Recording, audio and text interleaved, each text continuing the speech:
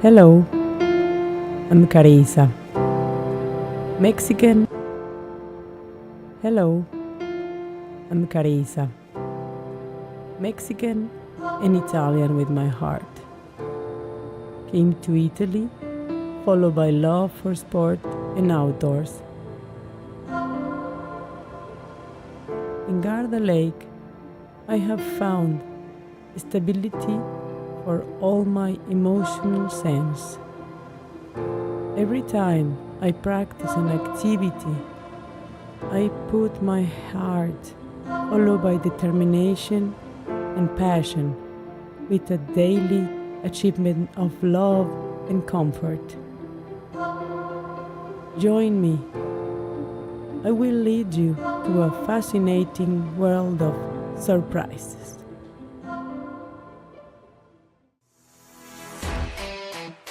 I again will do a little bit of workout today. Start stretching our legs.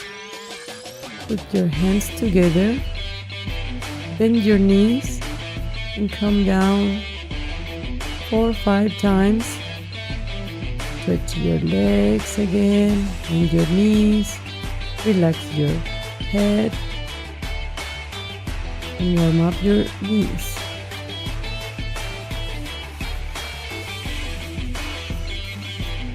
Bring your arms up, open your legs wide open, hand side to side,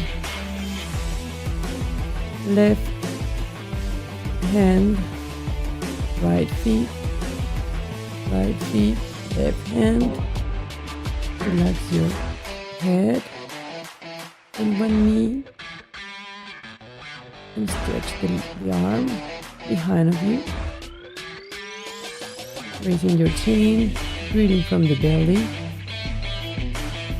Right hand and the opposite knee. Bend one knee with one big step. Bend the right knee and pull a little bit. Change. Wait for the count of 10-15 seconds. Breathing, reaching down to the floor.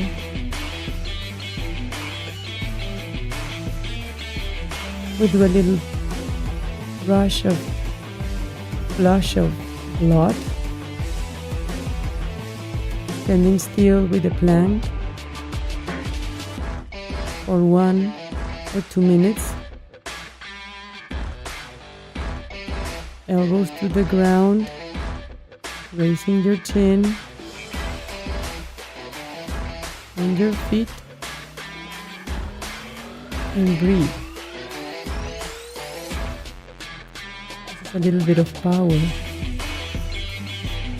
just to wake up all your body, giving a little flash of blood to the heart and making our heart rate raising a little bit.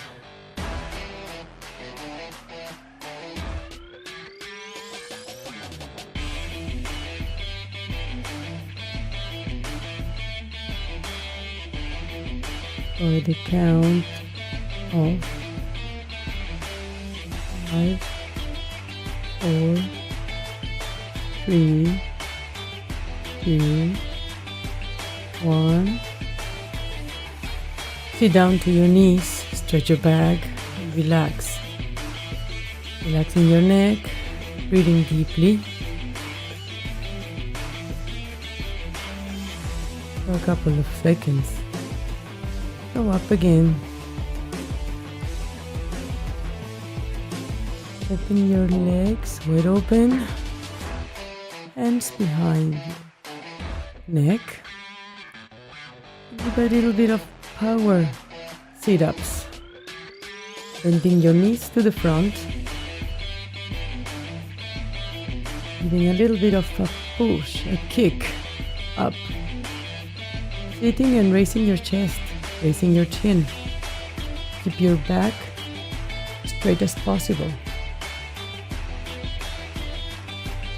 Giving it a flush for 15 counts. Go to the bar, 1 meter away. Bend your elbows. Your hands are together. Bend your elbows and kick it back. Kick it back, away, giving a little bit of power. Every time you push, you pull, get down, your feet all the way down. Breathing deeply from your belly. Bending the elbows towards you, not on the sides. Down. Try to keep your hands as close together to each other. Walk. Give it a count of 20 times, let's say. You can start with 10, then 15.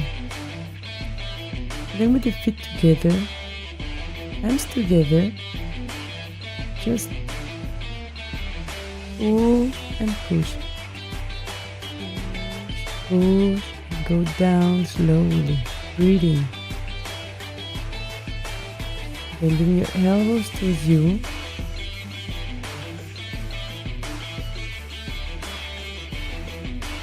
Push-ups from the bar, an easy way.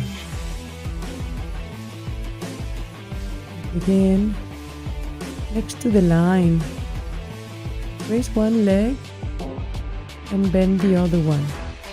Keep your balance from the bar, standing up and raising the leg. Feet up with one leg. Good for a count of 10 or 15 times. Give a little bit of power to the legs. Hold always to the bar so you keep the balance. Keep your back straight, chin up, change your leg and go down.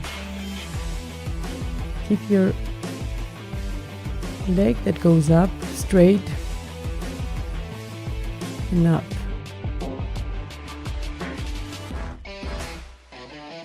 Your back straight. Breathe. If this is a little hard, just don't hesitate and stop and change the leg. 1 meter away, raise one leg. Put it over the bar. Stretch your legs. Feel the power.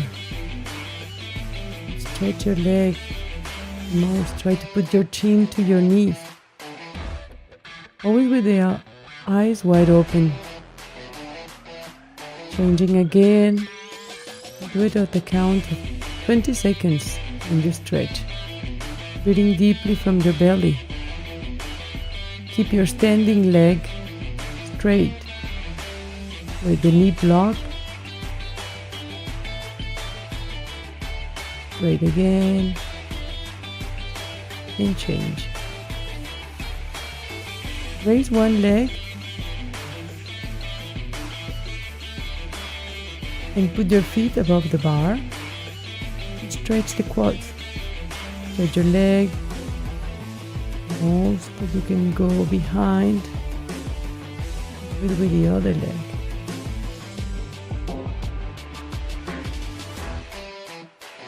Put your feet on the bar and stretch the quads.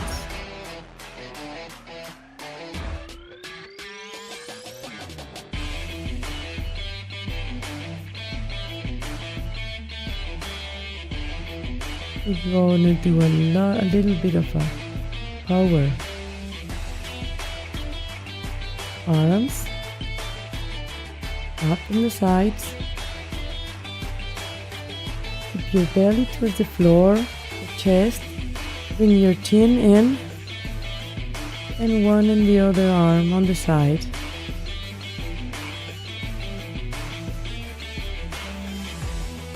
One up and change.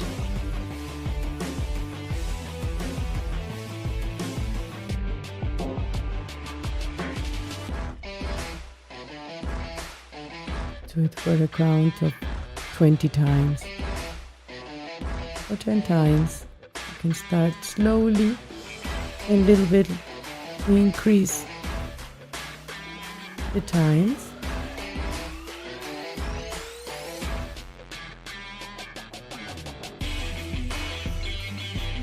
Then relax again, sitting on your feet, your knees. Relax the head.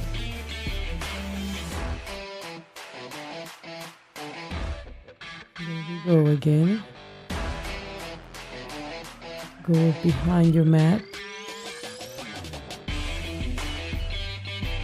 And another session of sit-ups. The kick together. Feet together. An explosive sit-up.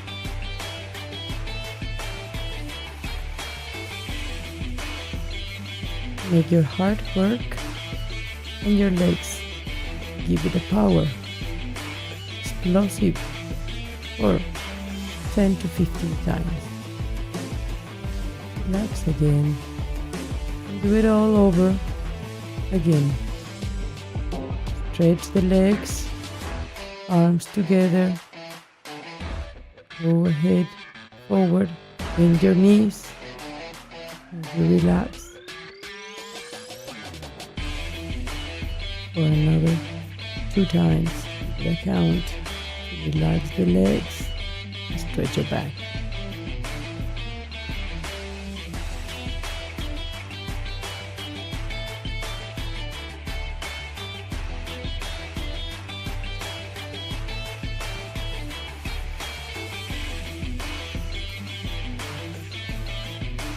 Open again your legs.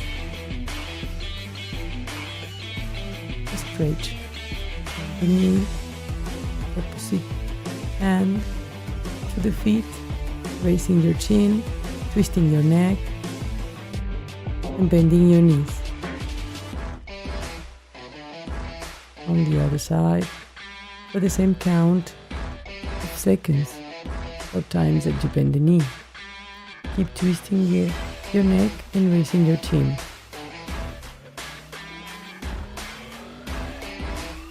Hand with the opposite to your feet. Up again. Arms side to side. A big step to the front. Bend the knee. And sit down for a count of 15 seconds.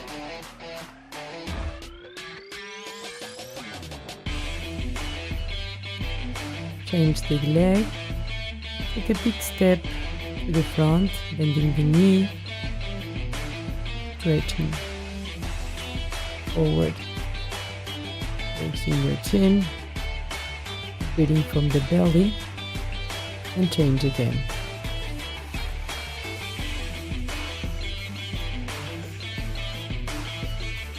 And place your fingers behind your neck. Another count of 10-15 times.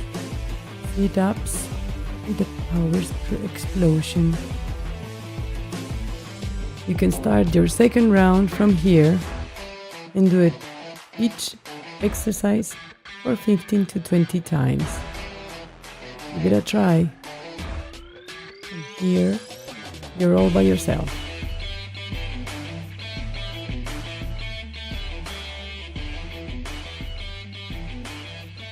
And see you next time.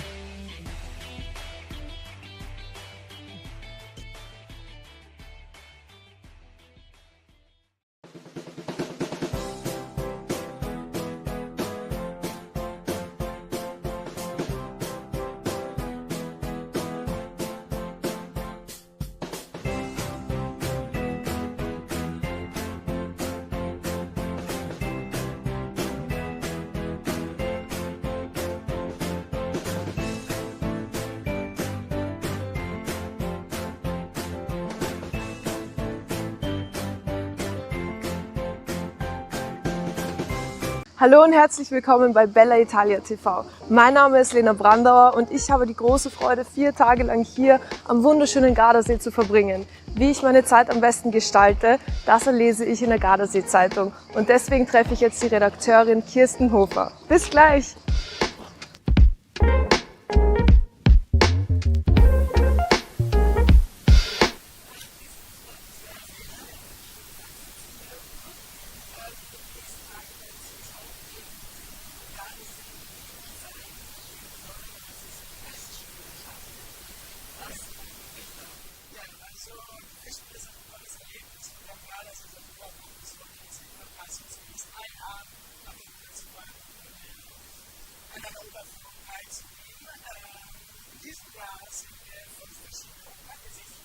Abwechselnd werden, 60 am Abend insgesamt.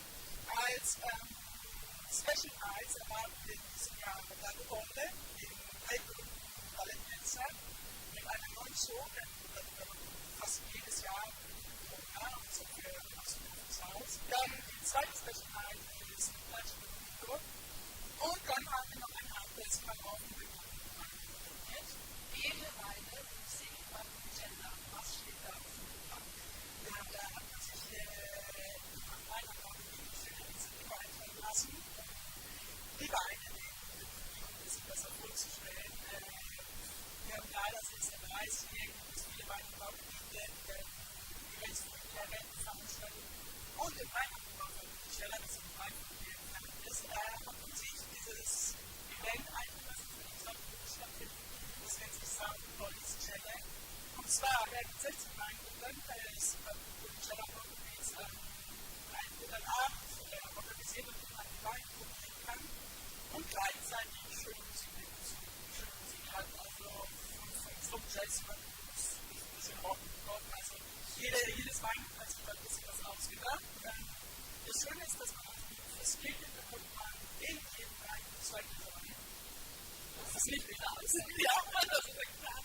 Wenn ich mich verwandelt, dass ich jeden Gardasee in die Orte des Fußballs das war in der Frage, wie man es noch begeistert.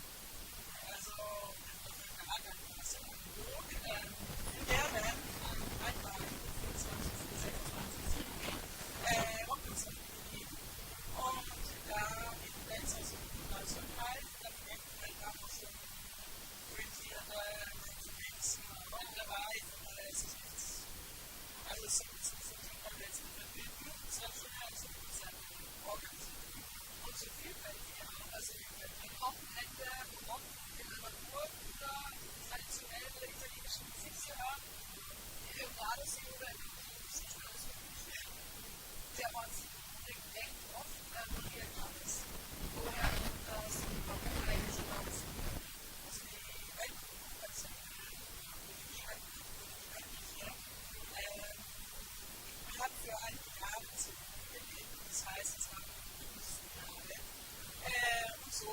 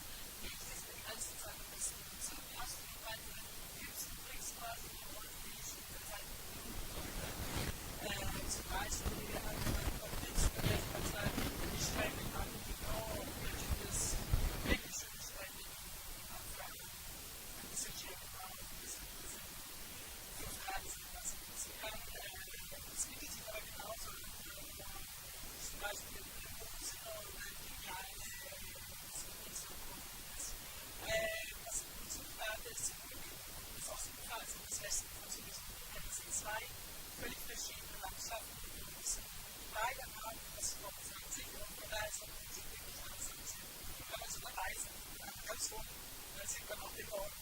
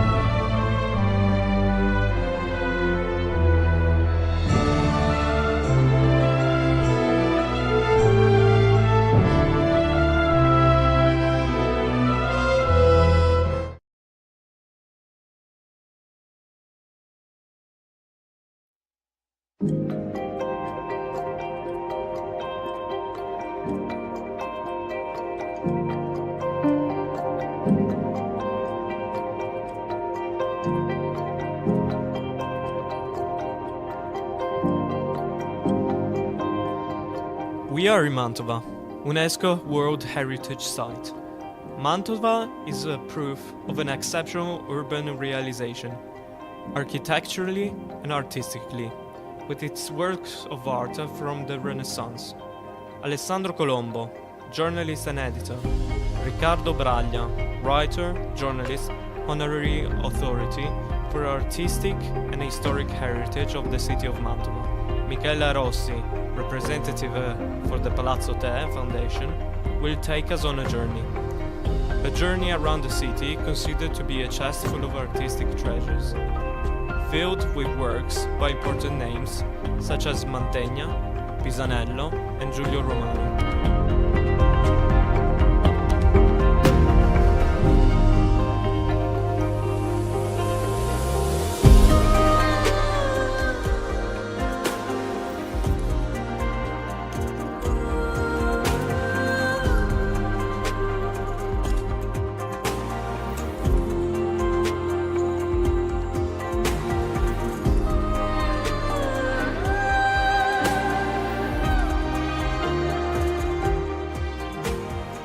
Good morning Europa from Bella Italia TV. We are in Mantova. Mantova is one of the best towns of Lombardia, and we would like to introduce our special guest, Riccardo Braglia. Good morning, Riccardo. Good Welcome morning, to us. And with Riccardo, we would like to talk about Rigoletto House. Please, Riccardo, can you explain what does it mean, Rigoletto House, and the history of this special things? Of course. So, Rigoletto House is a fake. As a matter of fact, this house belonged to the Cathedral of Mantua, St. Peter, and also today is the home of an important member of the Curia of Mantua, Monsignor Brunelli. But all the story of Rigoletto is a fake, because in the reality, Giuseppe Verdi decided to transform in an opera a famous novel by Victor Hugo. The title was Le Roi s'amuse, the king is amazing himself, and was the story of Francisco I of France and his adventures with the ladies of the court, and in particular with the daughter of his favorite joker called Blanche. But there was a big problem with the Austrian government, because during that period Mantua belonged to the Austrian Empire, and they decided it was absolutely impossible to propose an opera in which a consecrated king was defined, a humanizer, Don Giovanni, and so on. And so the poor Verdi, only 1 month before the premiere, had to change completely the story, and the Roi of France became the Duke of Mantua. Triboulet Rigoletto, and Blanche Gilda. This is the real history of the opera. So it's absolutely like in Verona, the story of Giulietta and Romeo and Juliet. nothing of true, of course. With Bella Italia TV, we are exploring our Italian town. So we have been in Verona, and we explain to everybody the history of Giulietta and Romeo. We would like to ask to Riccardo, how is the competition between Giulietta and Romeo and Rigoletto? Well, the competition is nothing, because Rigoletto is a figure known by people that loves opera, and finished. On the contrary, Romeo and Juliet, everybody also in South Australia or in the island of Fiji, everybody knows the story, and so I think that the winner is Verona.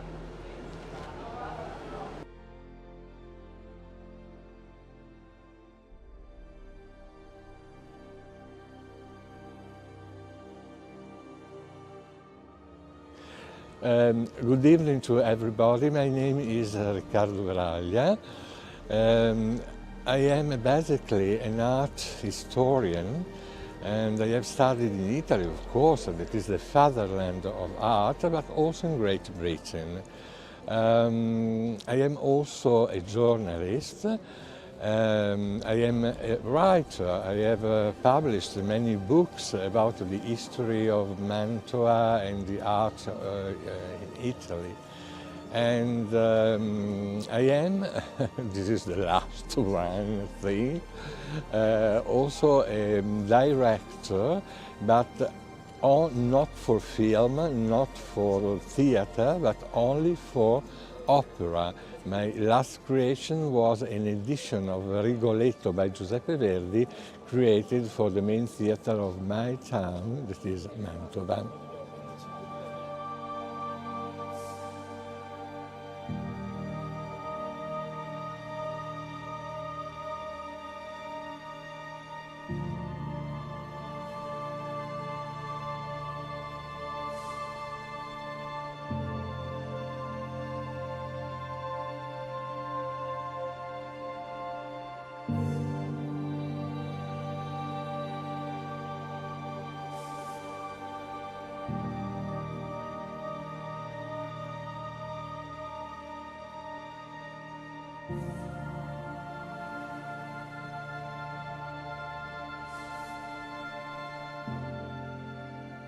We are walking around Mantova, and we are going to explore Palazzo Te. Palazzo Te is a masterpiece of Mantova, designed by Giulio Romano.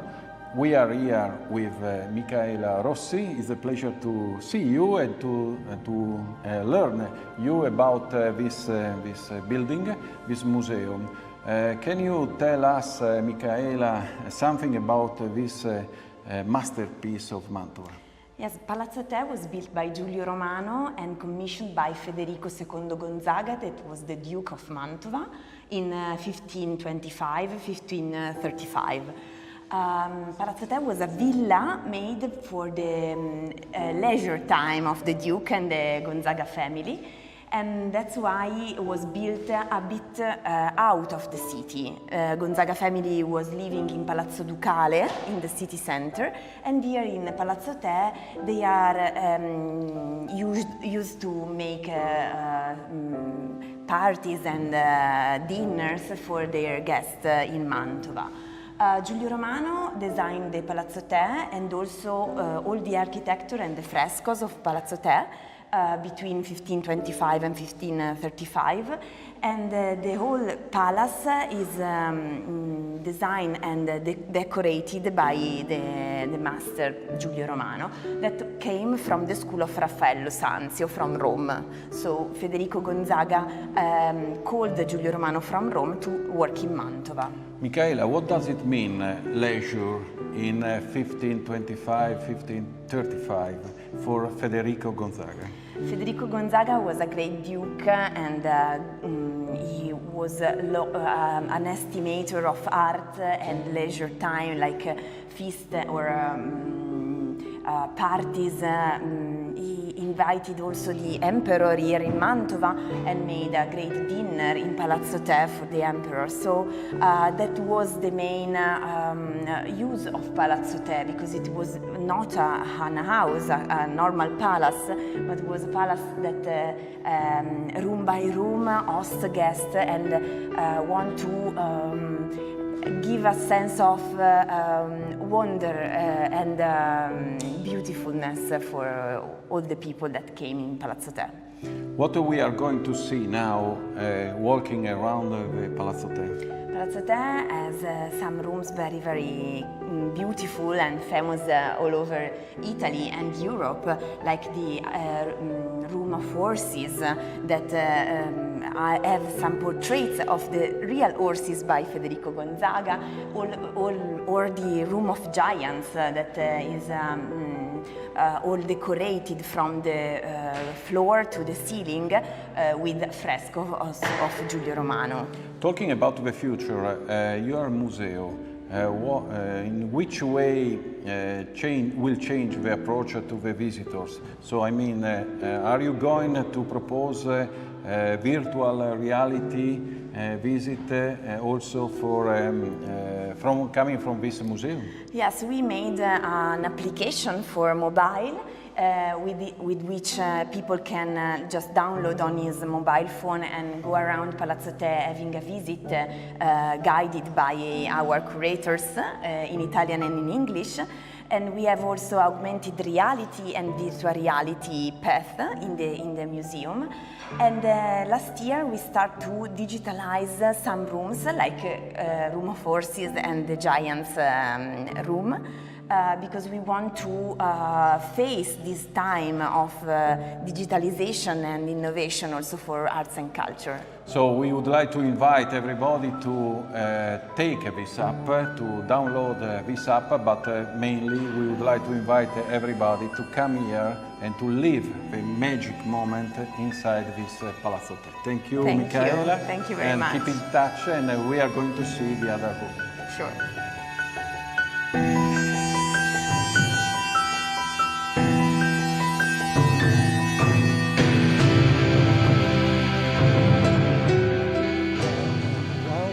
In the sumptuous ducal apartment of Palazzo del Te. This fabulous palace was built by Giulio Romano, the favorite pupil of Raphael, and was built for Frederick II, Duke of Mantua. The period is between 1530 and 1539, or, according to another tradition, 1525, 1535. Nonetheless, the apartment, the Paris, is considered really a masterpiece of the Manneristic period. Mannerism is the late Renaissance period of European art. This room was originally the antechamber of the apartment, as it's called, room, or better, hall of the horses, because, as you can see, on the walls are painted 6 beautiful thoroughbreds that were real animals. They are not the fruit of Giulio Romano's fantasy.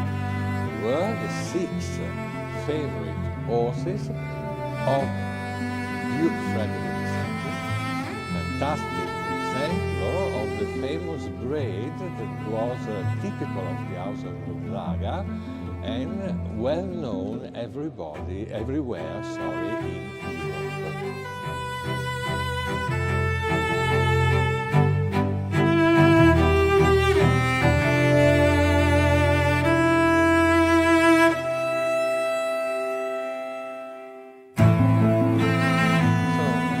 The second hall of the apartment is this one, the so-called Psyche's room or Psyche's hall. Originally was the banqueting hall of the apartment. The name Psyche derives from the frescoes that you can admire on the ceiling and on these 2 walls. These frescoes, as a matter of fact, tell us the legend, the story, the tale maybe is better, of Psyche, that was a beautiful Greek princess, loved by Cupid, the god of love and the son of Venus, goddess of beauty and love, of course. It's a very complicated story because Venus was terribly jealous of Psyche, but after many problems and disaster and so on, the couple was able to marry, and Zeus, or Jupiter, as you like it, the king of the gods, created Psyche like a new goddess of the Olympus. The scene, the double scene on the 2 walls, is the wedding or nuptial, as you like it, banquet, where all the ancient divinities are invited. They are really easily recognizable from their attribute. For example, Apollo, the god of sun and the music, Bacchus, the god of wine, the nymph of the waters, and here the goddess Venus herself that is preparing the great, the sumptuous table for the wedding.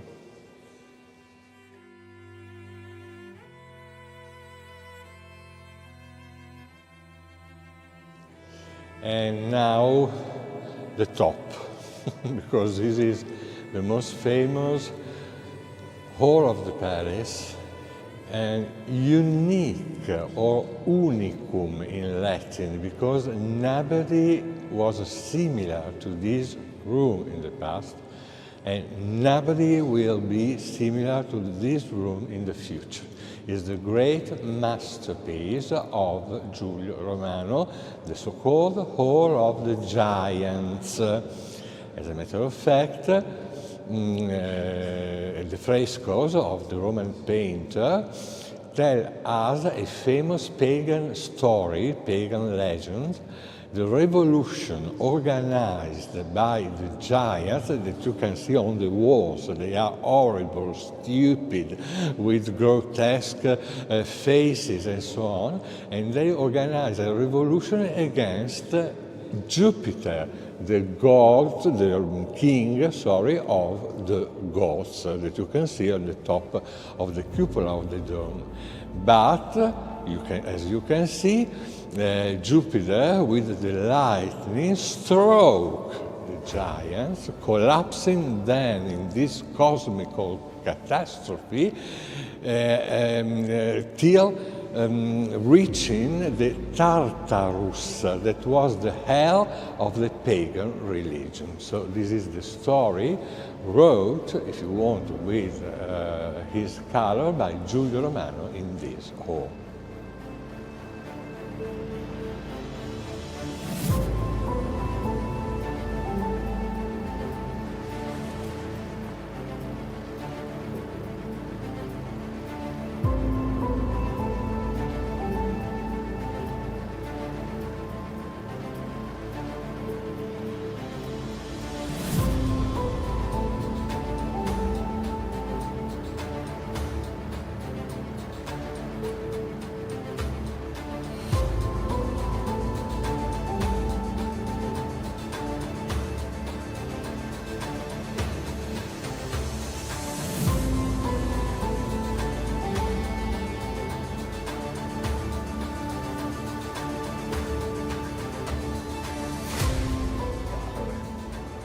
Walking together with Riccardo Braglia, and Riccardo Braglia will tell us something about Mantova, because Mantova is not just a little town, but it was also a capital. So what does it mean, capital, for this town? The first thing to tell, is that Mantova is really, really ancient, because Mantova was an Etruscan town. So she's elder than Rome. And the period of glory, as a matter of fact, was the period of the house of the dynasty of Gonzaga. During this period, about 4 centuries, Mantua was the capital of a small state, indeed, but very famous all over in Europe for the splendor and the elegance of the court, and for the patronage of the member of the family, with very important artists like Tiziano, della Mantegna. Also Leonardo was for a brief period here in Mantua at the court of the Gonzaga, and so on. Rubens 8 years. He lived in Mantua 8 years, so was the most important painter of the first period of the Baroque age, and so on. So really fantastic palace. So Riccardo, is very miscellaneous between history and art, this town. Absolutely, because all the members of the family were dominated by the passion for art. Now with Riccardo Braglia we are going inside the Palazzo Ducale. Yes. So we would like to discover Palazzo Ducale together. With pleasure. Is a huge complex, about 35,000 square meters, and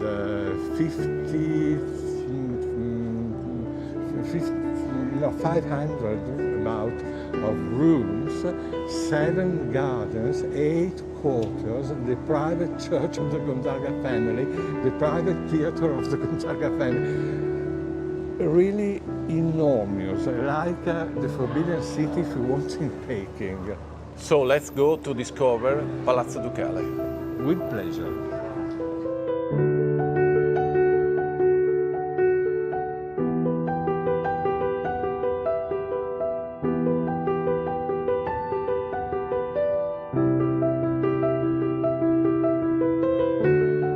Riccardo, wonderful room. We are in the wedding room, but I don't know if in English the right name is wedding room. Yes, of the translation Mantegna. of Camera degli Sposi, of course, is wedding room, but is not correct. The real name of the room during the 15th century, that is the period in which Andrea Mantegna decorated it, was a Latin name, Camera Picta, that means the most beautiful frescoed room existing in the world. This is the correct name, and Mantegna created this decoration for celebrating the glories of the Gonzaga family. In particular, in the background, there is the figure of Marquis Ludovico II seated on his throne, and around him numerous members of his family, beginning with the Marchioness Barbara of Brandenburg, so a German princess, because Brandenburg is Prussia, as a matter of fact. She's not very sexy, is a sort of member of the Adams family, but she was very clever, intelligent, with a fantastic taste, and so a good matching for the time. And the other young people are children of marginal family. And in particular, it's very funny, the young boy with the crimson hat, Ludovicino was. He was only 8 years old and already reached the rights of the Catholic Church of the period. But Riccardo, let us know something about Andrea Mantegna. Andrea Mantegna was coming from Padova, and after he has a very successful in Mantova. Sì. Andrea Mantegna arrived in Mantua in 1460, and he remained in the Gonzaga town till his death in 1506, dominating completely the artistical scene of the town. Thank you. Now we are moving to another room. With pleasure.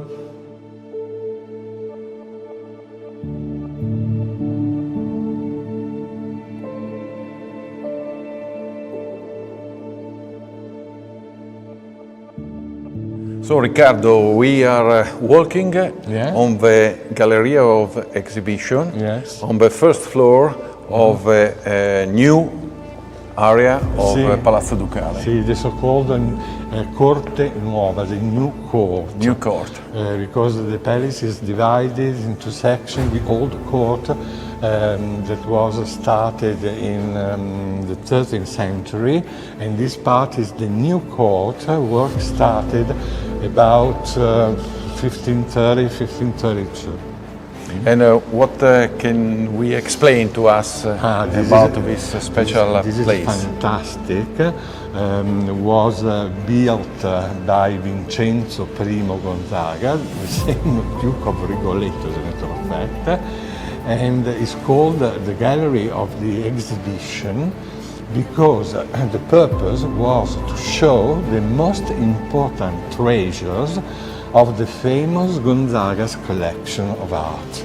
And you can understand easily this fact looking at this wall that is divided in 3 orders of niches.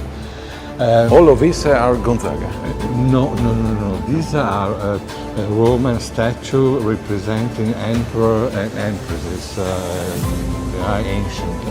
It is not the original place of these statues. They were in another part of the palace originally. No, here, in the first row of niches, there were a cupboard filled with the most unbelievable object of the Gonzaga collection of semi-precious stones.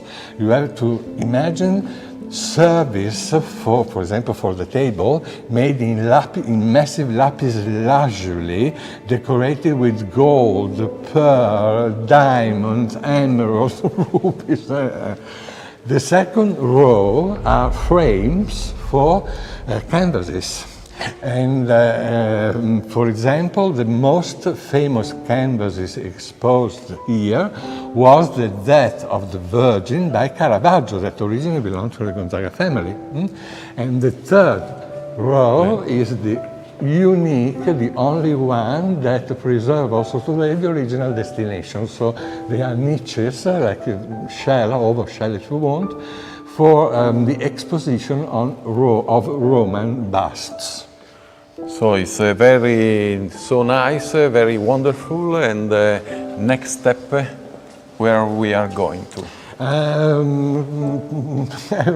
To a particular apartment for having just an idea of a typical collection of the Renaissance and Baroque age, the Wunderkammers, so the room of the beautiful things. Very particular collection that we can explain in a few minutes. So we will see later. Yeah.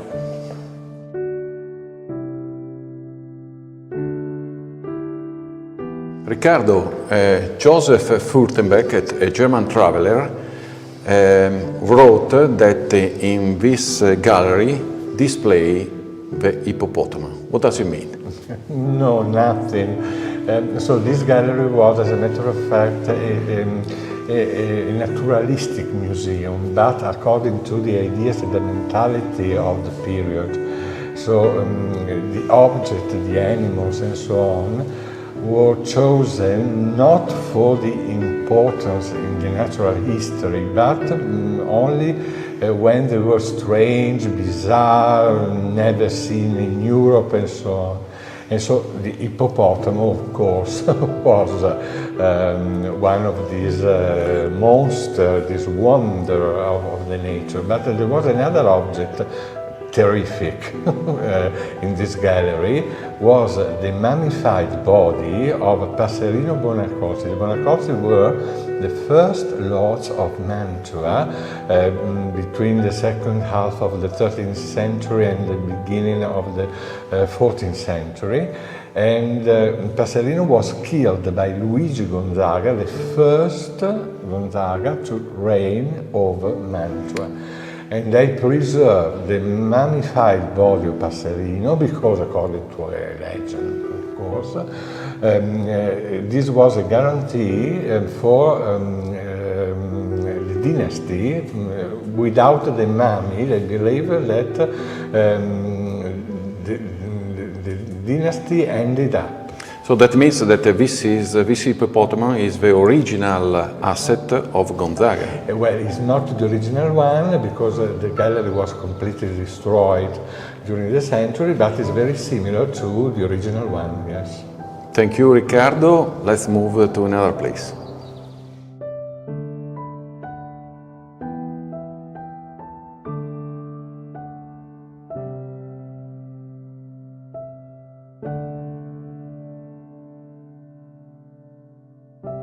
It seems to be in Versailles, but we are still in Mantova. In Mantova, we are in the very nice gallery, the Mirrors Gallery. Riccardo, can you explain to us something about this gallery of mirrors? Yes, but as a matter of fact, it's a last realization and not ordered by the Gonzaga family, because we are in the second half of the 18th century, at the beginning of the neoclassical style, when the Gonzaga lost completely the lordship of Mantua. On the contrary, was the Emperor George II, the brother of the poor Marie Antoinette, decapitated during the French Revolution. So it was Joseph II that ordered the realization of this sumptuous, elegant decoration that is a sort of imitation, empire-style imitation of the famous Galerie de Glace at Versailles. But we are in Mantova, Absolutely. and Mantova maybe is better than Versailles for some point of view. Why not? Why not? Thank you, Riccardo. We are going to another place now.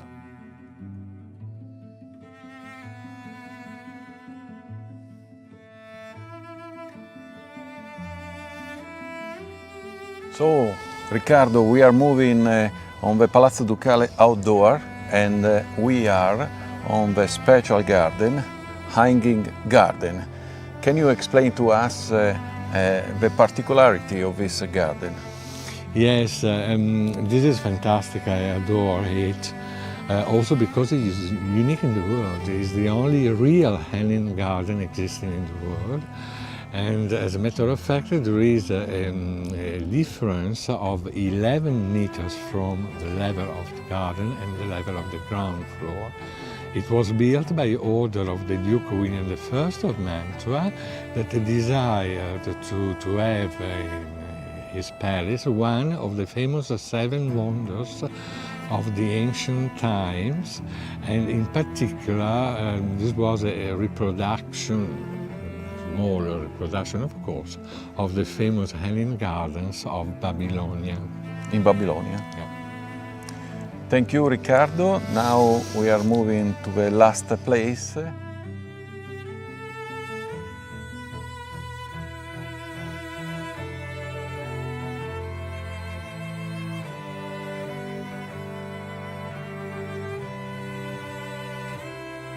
Riccardo, behind ourselves there is one of the best tapestry in the world.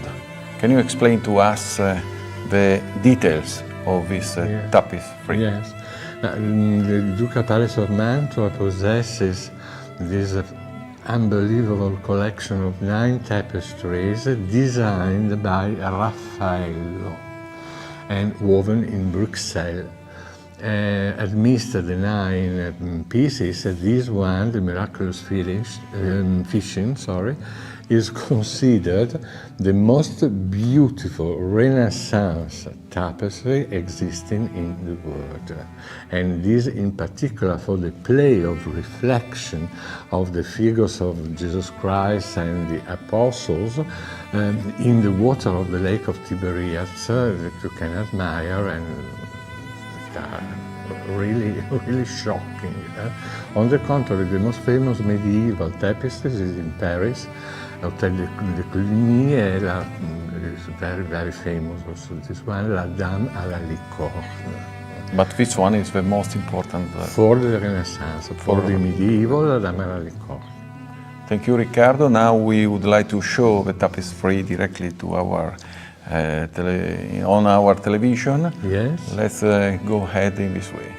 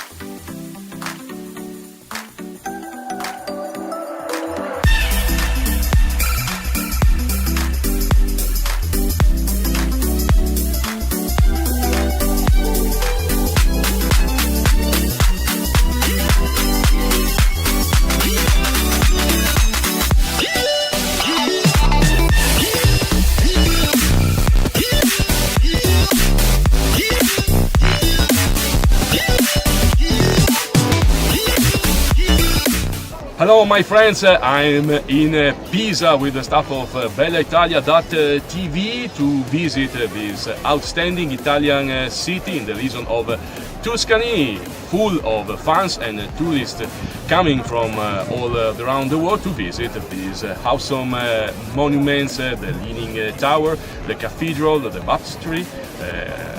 Behind me, a sunny day is perfect for visit this city. We are here and we try to let you know all the beauties around here, and I hope that you can enjoy this special show of Explore Italy. Enjoy Pisa, stay with us, Bella Italia TV in Pisa.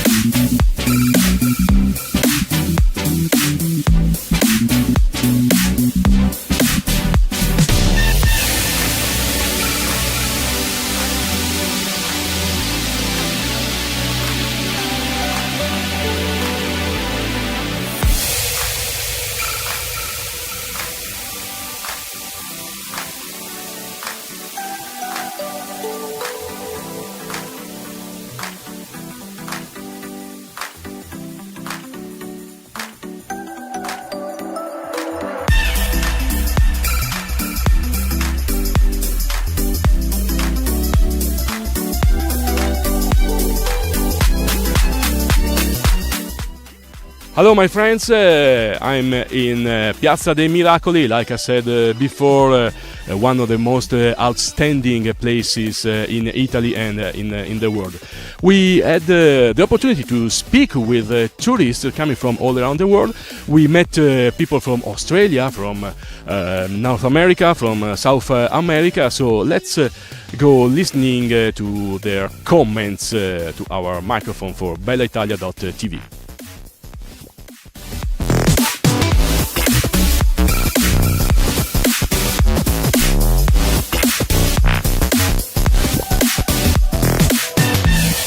Yep. See? We originally came for the Giro d'Italia. We did a bike style tour on bikes, and we rode Stelvio and a couple of other climbs. And we saw the finish with our Australian guy winning the race. Hindley.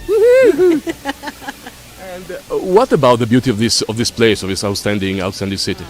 I can't believe how much marble we have mined out of the earth. It's just incredible, and the workmanship for when it was done is just mind-blowing. Beautiful. Yeah. It looks like a cake to me, the fine detail and the intricate carving. Yeah. It's just, we have nothing like this in Australia, nothing, so it's beautiful. You can only find this in Italy, I think. It wasn't on my bucket list originally, but I'm pleased that I came now and had a look, because it is really sensational. And you visit all Italy, which is your favorite place? Wow. Lucca, we've only been there 3 days, but Lucca is really good. Yeah, great site. We love cycling, so that's the Dolomites was spectacular. Wow. Everywhere we love the differences. So I love cooking, so we've been to Modena and Parma, and looking for all the typico food From and wine. Bologna.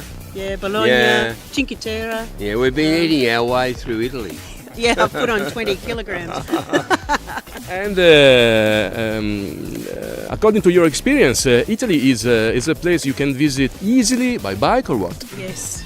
It's wonderful. The Italian drivers are very respectful, so I feel safe riding in Italy, and there are fantastic bike paths. We've just ridden mainly on a gravel path from Lucca. Down the river. It's beautiful, it's Yeah. safe, and it's the best way to meet people and have a local experience. Yeah. Yeah. It's equal with France and Spain for cycle touring, I would have thought.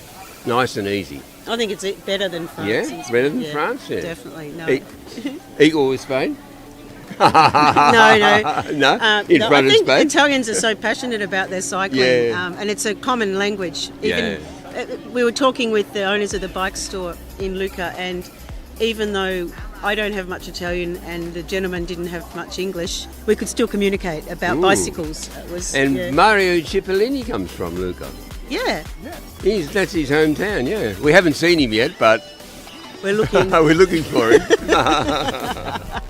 So, boys, thank you very much for being here and enjoy your visit. Your country's amazing, and more people should come and have a look because it's just stunning. It Thanks really for is. taking the time to have a Yeah. chat with us. It's been really And good. thanks for sharing Most your country. enjoyable. It's great. Right. Grazie, grazie mille. Grazie mille.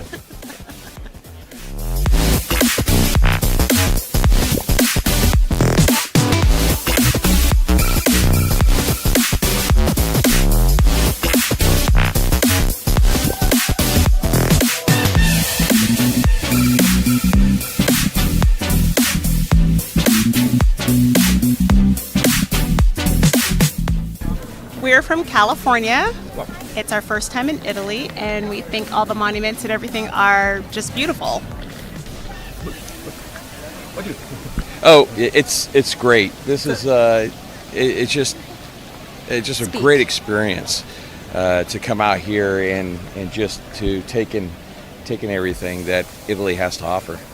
And why from California you decided to went here, and why Pisa? It's a bucket list trip for me. I've always wanted to go since I was a little girl, and for our 25th wedding anniversary, we decided to come. COVID happened, so here we are 2 years later, but we still made it, so we're excited. Okay. And are you here also for the Luminara of San Daniele this evening or not? No, we're just here on our cruise ship, and this is just a tour, and then we're going to end up going back to the cruise ship. But we hope to catch some of it because we don't go back till later, and it'll be dark, so we Yeah. hope to see some of it on our way back. Okay. Thank you very much for being here, and enjoy your visit, of course. Thank you.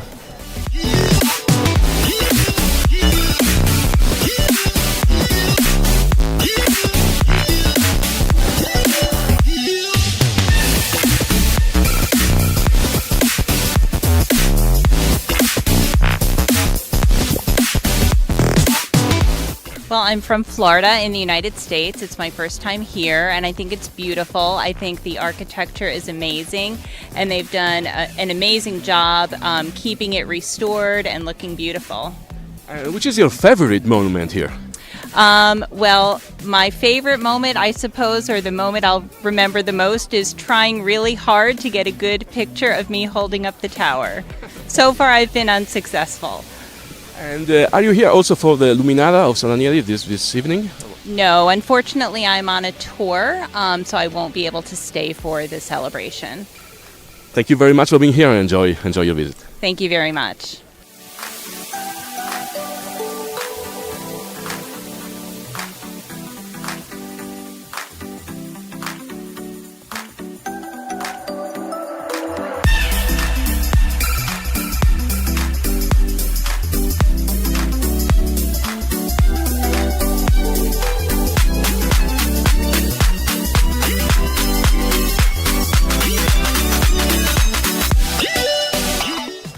Hola, hola, bueno, nosotros somos de Chile, estamos de vacaciones acá en Italia recorriendo todos los más bonitos lugares de aquí de este país.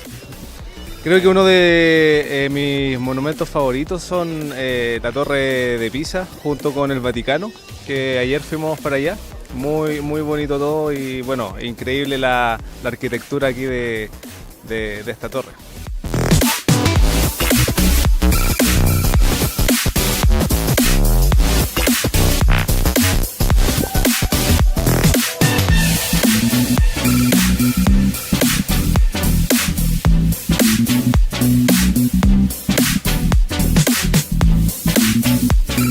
We're from the United States, Arizona. Go ahead. And the tower is absolutely beautiful. You hear about it your whole life, and then you finally get to come here and see it. You're from Arizona. Why? Why you choose Pisa? Well, it's one of the top 10 things of the world, so we wanted to go see it.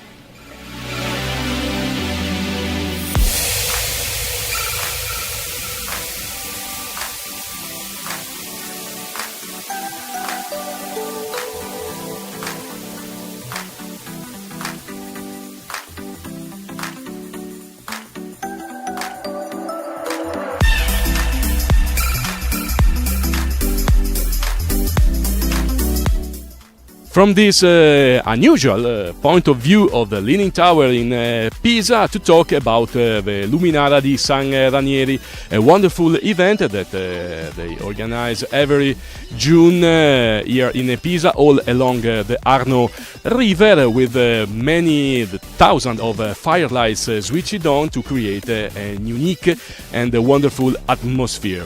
Let's see it.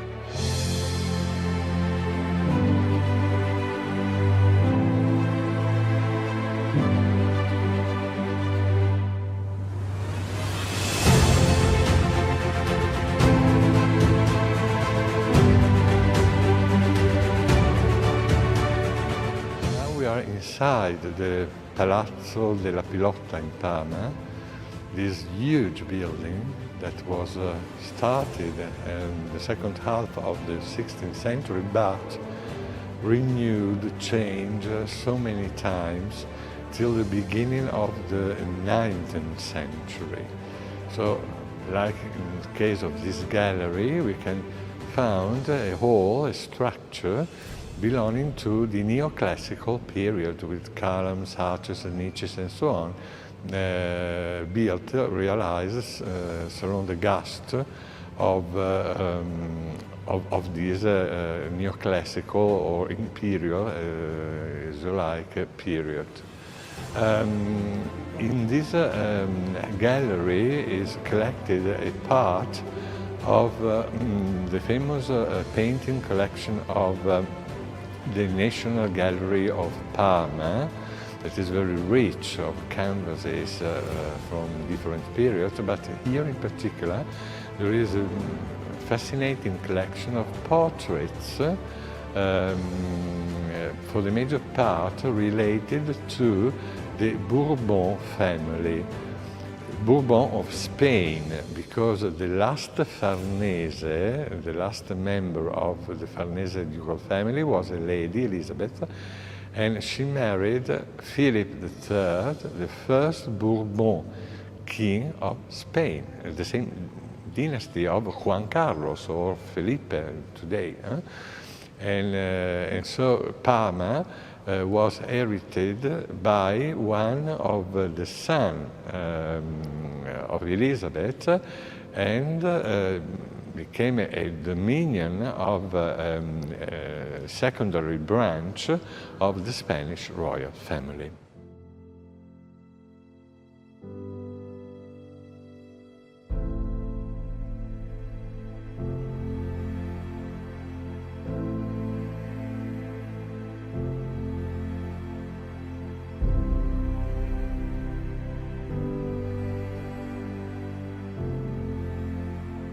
Well, and always in this nice, elegant gallery, there is a real great masterpiece that is the statue that you can see, made of marble of Carrara by Antonio Canova. Surely the most important sculptor of the neoclassical period in Europe. He worked for the popes, he worked for Napoleon, the Tsars of Russia adored to collect his creation and so on. And this is particular because the statue represents Maria Luisa of Austria, so from Habsburg, like a Roman empress, or maybe like the god Juno, the goddess, Juno, the queen of the gods, the Greek and Roman mythology.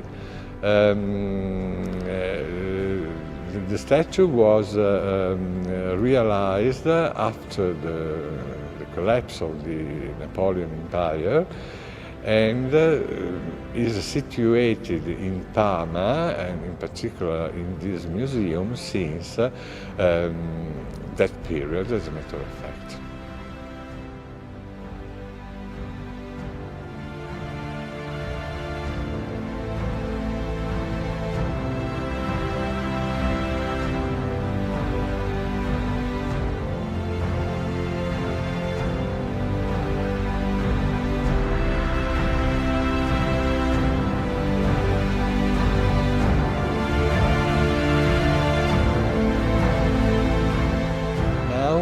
You can admire the most astonishing structure of the Palazzo della Pilotta in Parma.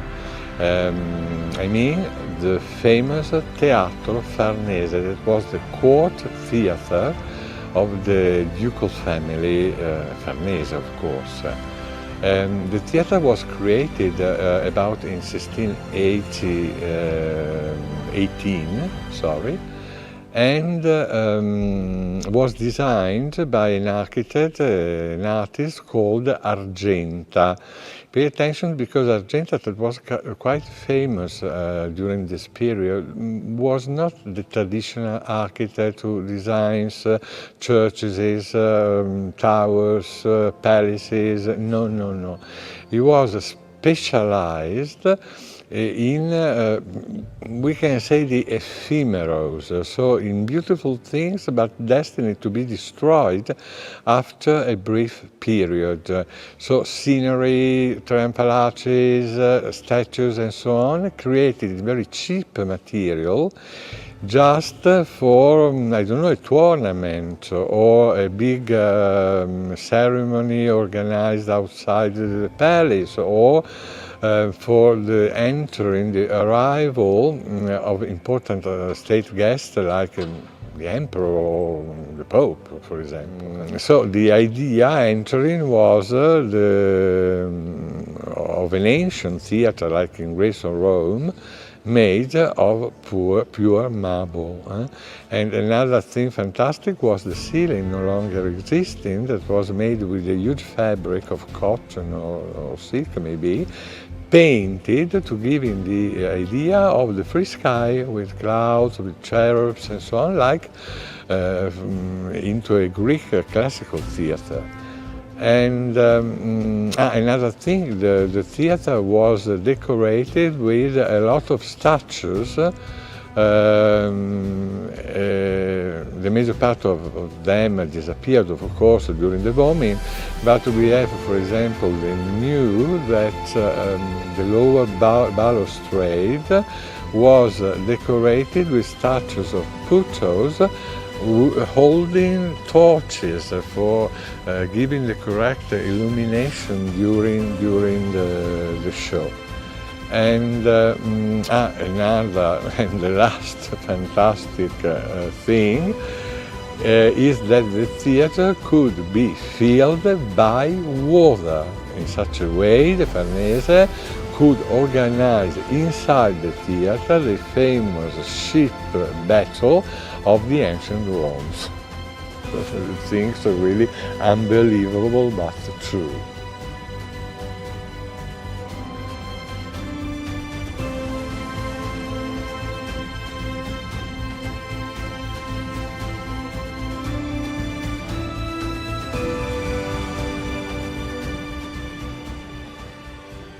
Well,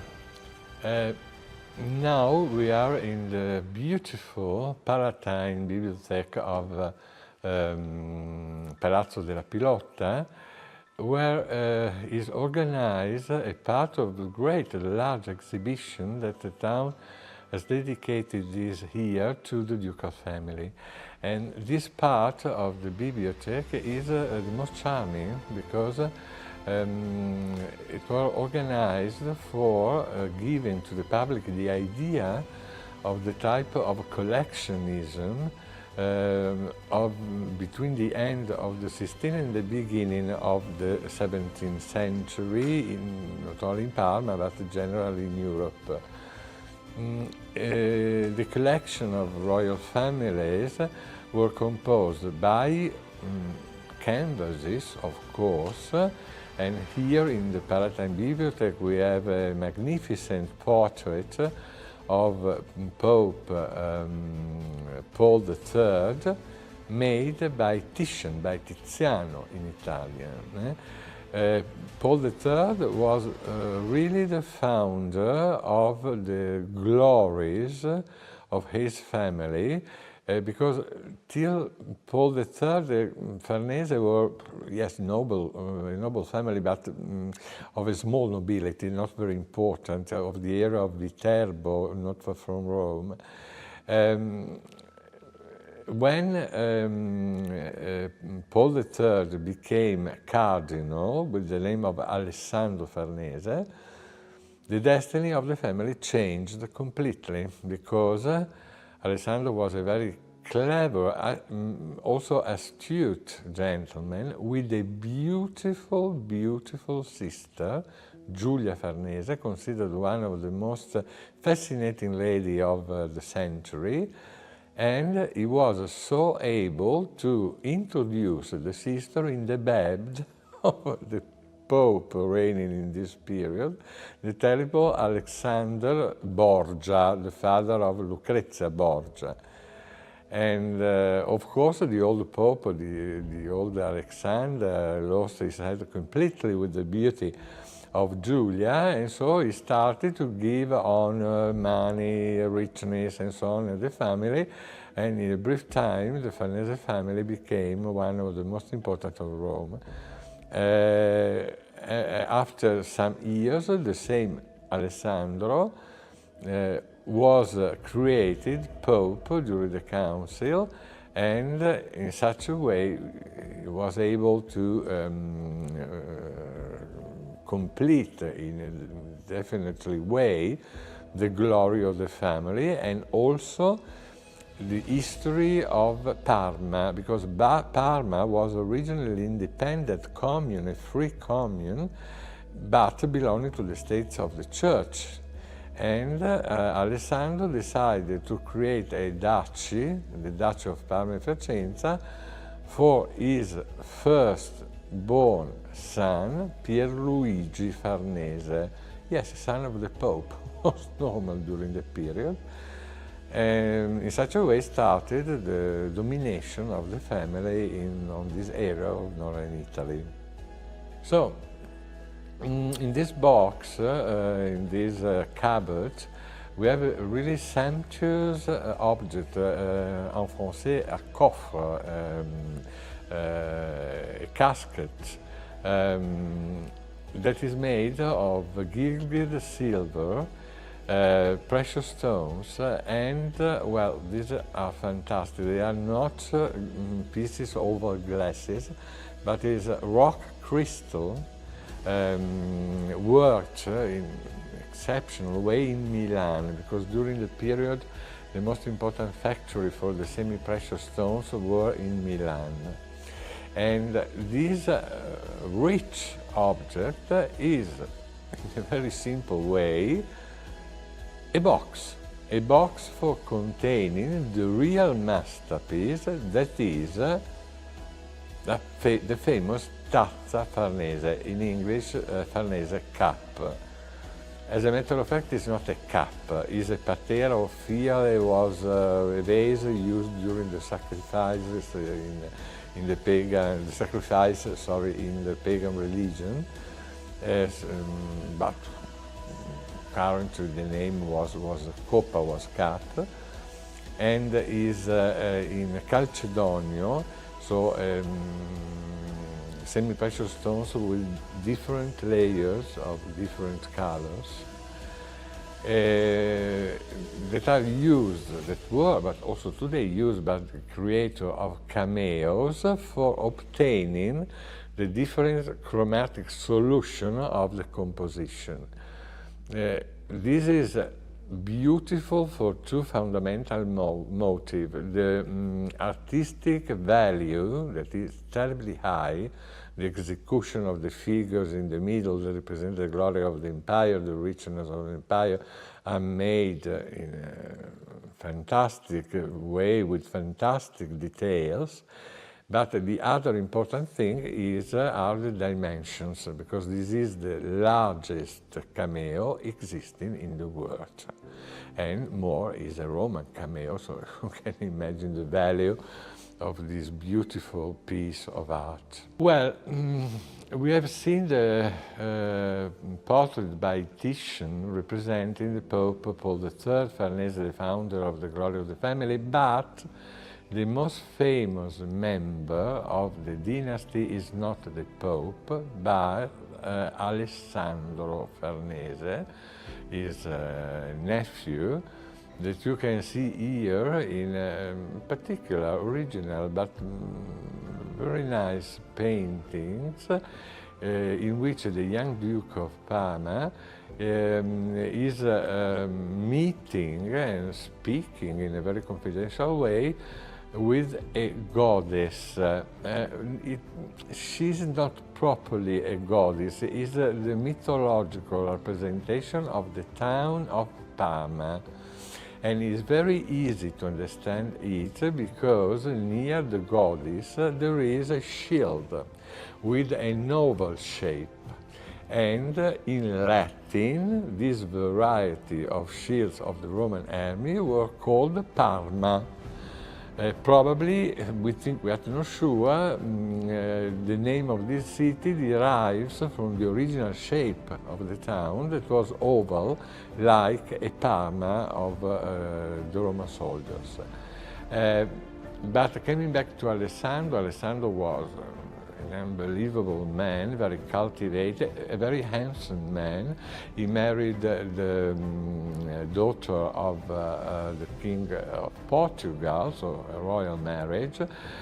He was full of cultural and literary interest,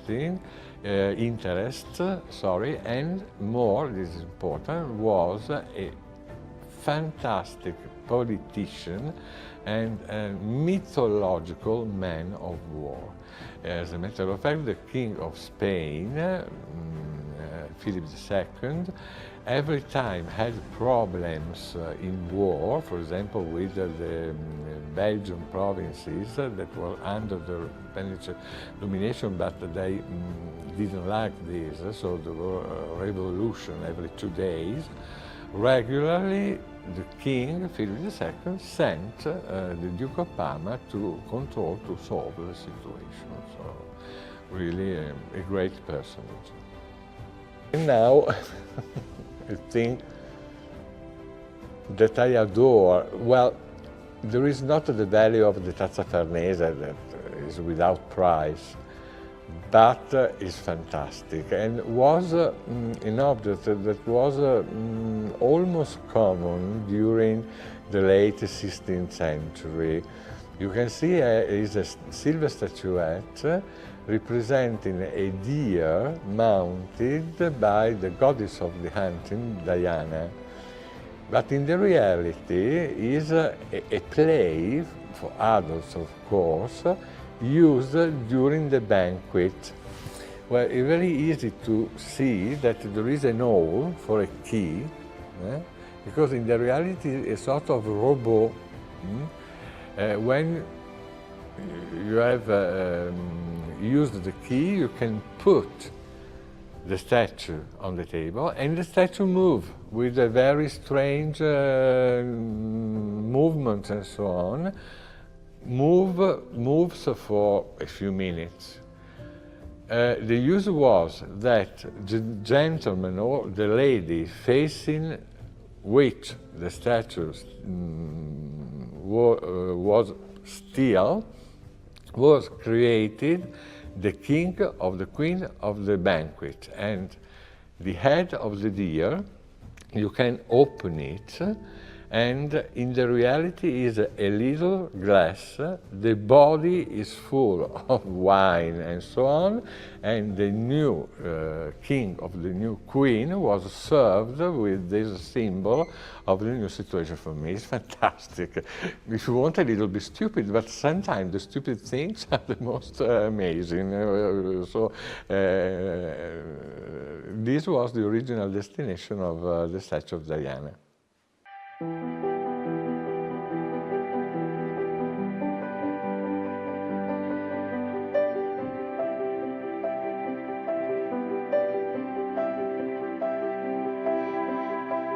We are in Parma.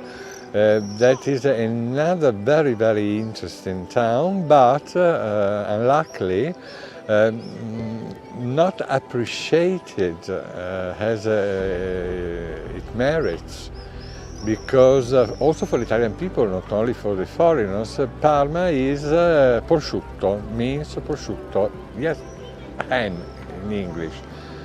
This is okay because the Parma ham is one of the most fantastic Italian food that you can find, but the city Parma is far, far more than ham. Also, Parma was a capital of an independent state, very small, because before the reunification of Italy. The Dukes of Parma were not the Gonzaga like in Mantua, but the Farnese family, another important dynasty of our history, and grace to the presence of the court, of the Farnesian court, the town was decorated with elegant palaces, beautiful churches, and so on. For example, behind me, you can see one of the many facades of a particular building that was a part of the ducal residence of Farnese, and is called Palazzo della Pilotta. Well, Pilotta is a very bizarre name also for the Italian people, because you can find it only in Parma, and is the transformation of a Spanish word, pelota, that means ball. As a matter of fact, the game of pelota is one of the ancestors of the actual game of tennis. Different, of course, for many, many things, but the idea is the same, is to launch a ball by means of something like, also the hand, very simply, but as a matter of fact, it's called, en français, jeu de paume.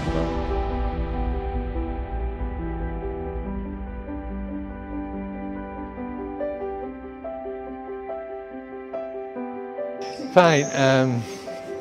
Now we can have a visit of the historical medieval center of Parma that is articulated around two famous squares. The first one is Piazza Duomo, that means Cathedral Square, because it's dominated by the Cathedral of Parma, a very ancient building, and there are also the Palace of the Bishop, Romanesque age, so about 12th century. But the most important building is the Baptistry of Parma. This is the masterpiece of a great architect and sculptor between the Roman and the Gothic period, whose name is Benedetto Antelami.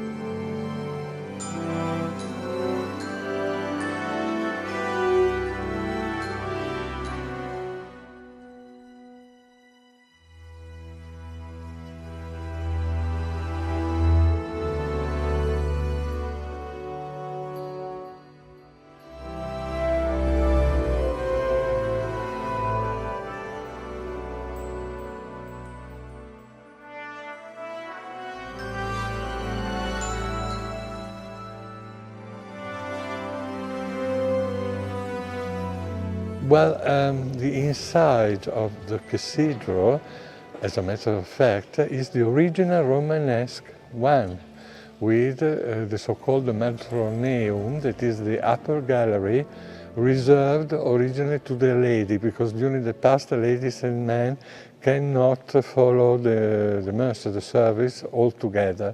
But today it's quite impossible to understand immediately that is the original medieval church, because it was covered by a series of very rich frescoes,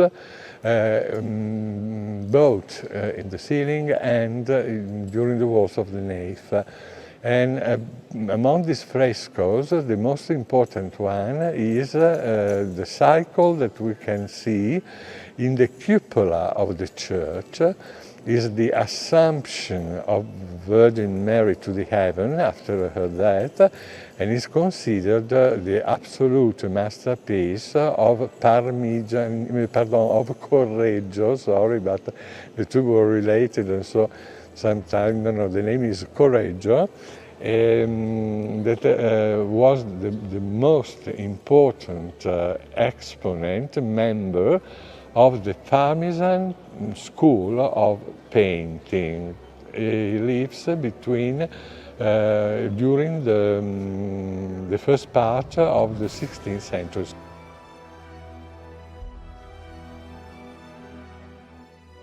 So, now we can admire one of the 4 doors of the baptistry of Parma, an absolute masterpiece of sculpture and architecture between the end of the Romanesque and the beginning of the Gothic period.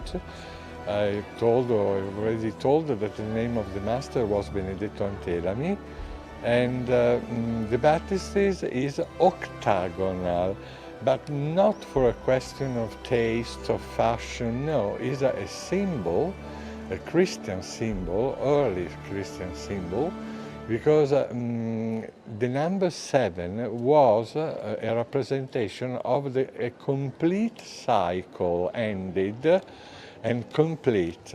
With the number 8, we have the beginning of a new cycle of 7.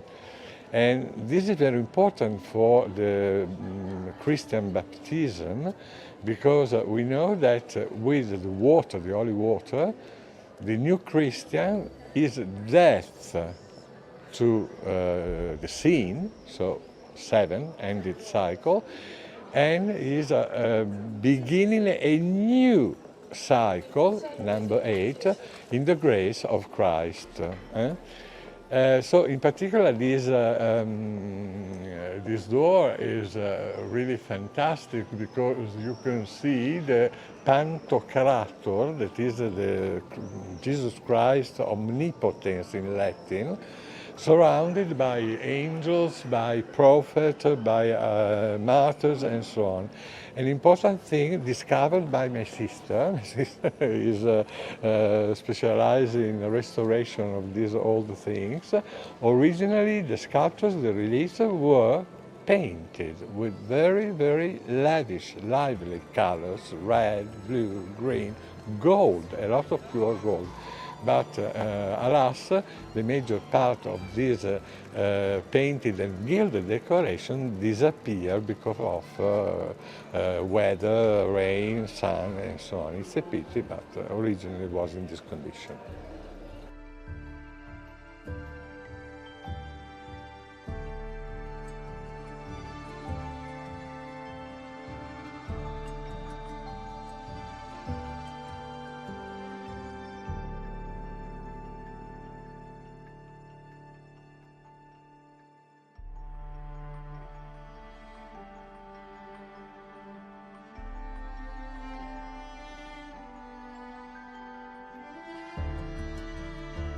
Mr. Riccardo, you're one of the greatest art historians in Italy. So when did you really fall in love with art?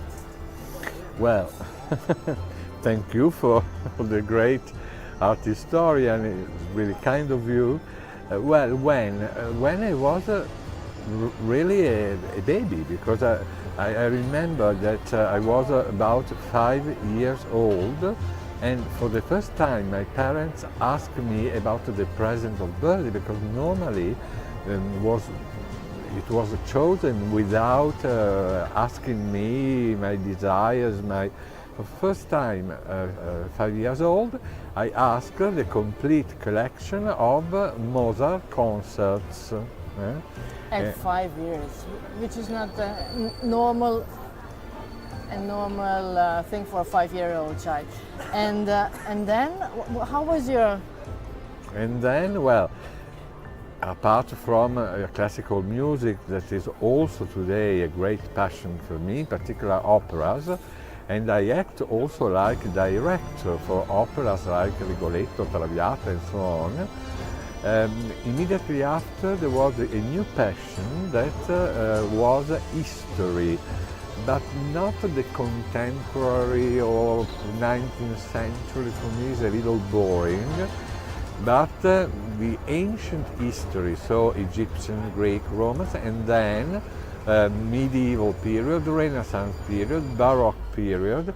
And I was fascinated in particular by the great figures, personages of the history, like, I don't know, Cleopatra, or Nerone, Nero in English, and then the Emperor Frederick II of Sweden, Peter the Great of Russia, And so also with the help of this interest for the personages, the most important personages, also history became one of my passions.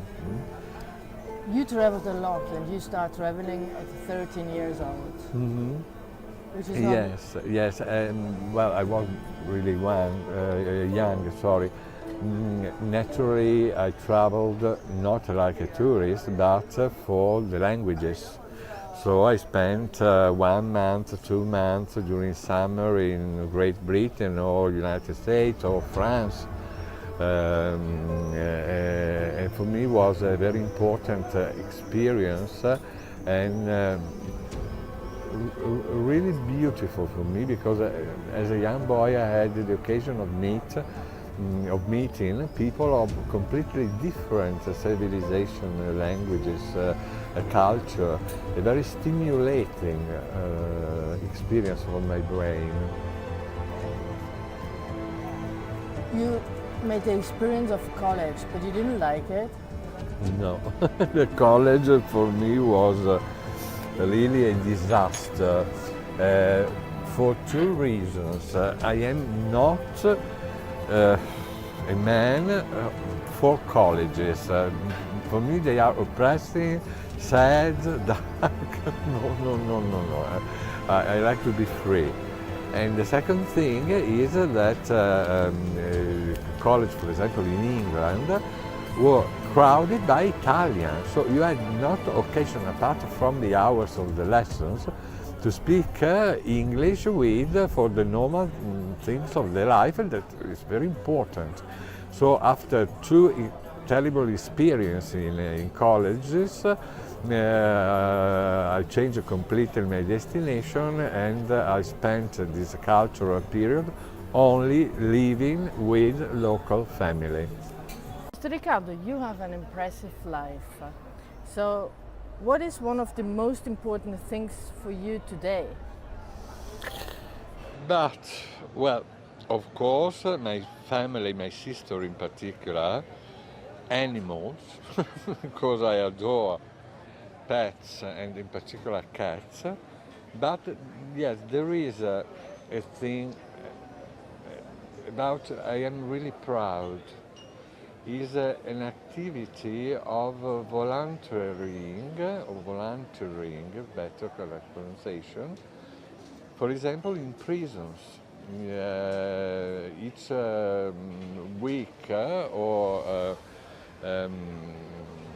each 15 days, I go to the Mantua's prisons for teaching history of art, of people living in this situation, and also the criminal asylum. There is a criminal asylum very, very important in the province of Mantua, with people that did terrible things, but it's not their fault. It's the mental illness that acted for them. And also in this case, I organize, it depends from the years, courses of art or courses of classical music, also courses of cooking, for example. And is really a fantastic experience. In particular, the criminal, the guests of the criminal asylum, they have a love for me that is fantastic. For me, these are the really important things in the life. To be able to understand the others, also if they are capable of something, but we are human beings, so they are not gods or angels. And to try, for your limited experience, to give an help to these people. For me, this is fundamental. What is your object for the future? This is a big question. The only answer is all, because I am interested in all the branches of human culture, and I never stop to study. The major part of people at the end of university has finished. No, I am still studying every day, each day, because every day, each day I discover new things, fantastic, that I want to study, to appreciate, and so to live 1,000 years, but not for living stupid, but for having the time of appreciating and studying all the new things that I discover continuously.